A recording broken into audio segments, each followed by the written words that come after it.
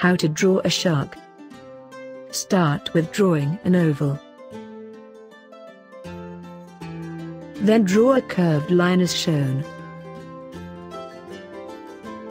Draw 2 small circles for the eyes.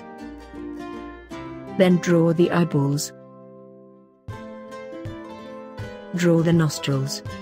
Then draw the mouth as shown. Draw the tooth.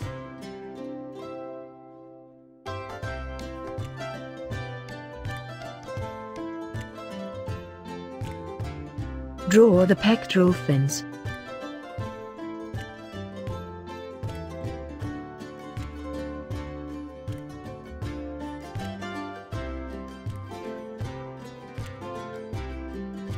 Then draw the dorsal fin as shown.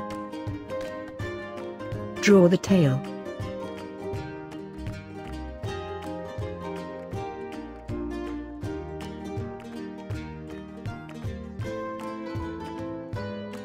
At last, color the shark.